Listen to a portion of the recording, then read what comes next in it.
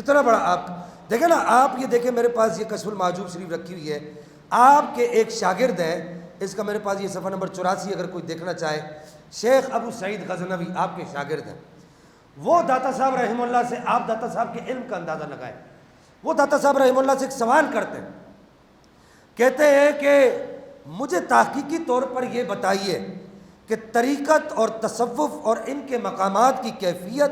اور ان کے مذاہب و اقوال اور رموز و اشارات کیا کیا ہیں۔ آپ سائل کا سوال دیکھیں، اب یہ ایسا سوال کوئی عام آدمی تو نہیں کر سکتا نا، وہی کر سکتا ہے جس پر داتا صاحب کی نگاہ پڑی ہوئی ہو، بولے سبحان اللہ۔ اور کہا کہ اور مجھے یہ بھی بتائیے کہ اہل طریقت و تصوف اللہ تعالیٰ سے کس طرح محبت کرتے ہیں اور انہی کے اظہار کی کیفیت کیا ہوتی ہے۔ سائل سوال کر رہا، آپ کا شاگرد ہے، خاص شاگرد ہے آپ کا حضرت ابو سعید غزنوی، اگرچہ ان کے حالات زندگی نہیں ملے، لیکن مجھے یہ لگتا ہے کہ جس طرح کا سوال ہے یہ اور کوئی نہیں، یہ داتا صاحب کا کوئی شاگرد ہے۔ تو وہ کہ مجھے بتائیں کہ اللہ کے جو انوار و تجلیات جو نازل ہوتے ہیں، وہ جب دلوں پر نازل ہوتے ہیں، دلوں کو گھیرتے ہیں اور دلوں پر ان کا جب رنگ چڑھتا ہے، جس کو صبغۃ اللہ کہتے ہیں، قرآن کہتے ہیں نا سورہ بقرہ کے اندر، وہ پہلے پارے کے بالکل آخری رکوع میں آخری صفحے پر قرآن کہتا ہے صبغۃ اللہ، اللہ کا رنگ جب چڑھتا ہے، جب اللہ جل مجد الکریم کے انوار و تجلیات کے روشنیوں اور شعاؤں کا رنگ جب کسی اللہ والے پر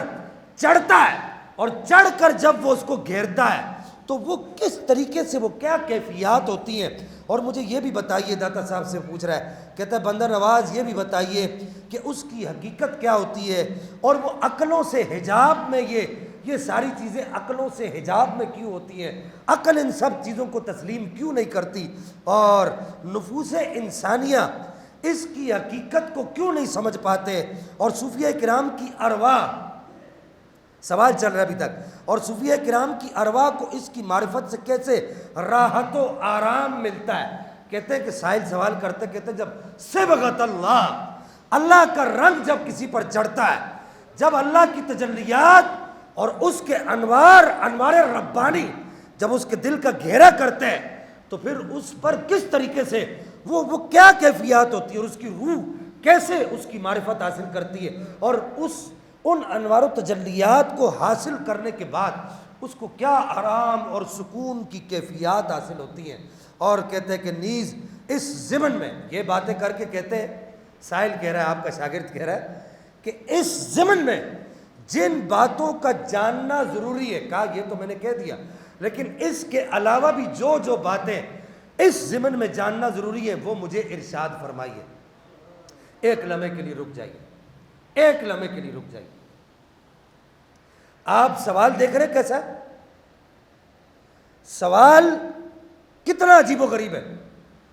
اب سائل داتا صاحب کے دور کا آدمی ہے، آپ کا شاگرد ہے، جو میرا اس نے زن ہے، اور وہ سوال کرنے والا بھی بہت بڑا عالم ہے۔ اب وہ سمجھتا ہے نا جیسے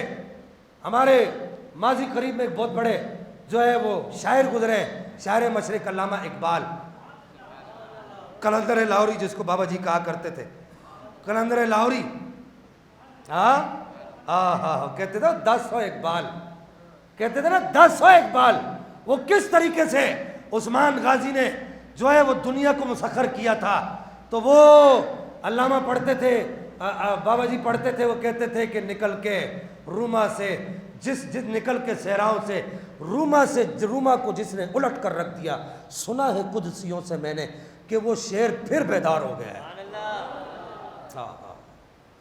تو وہ جب علامہ اقبال کو ایک سوال آیا وحدت الوجود اور وحدت الشہود کا، اس کو جب سوال آیا تو علامہ اقبال نے کہا کہ یار اس سوال کا جواب اگر کوئی دے گا تو وہ گولڑے کا شہنشاہ پیر میرے علی شاہ صاحب دے گا۔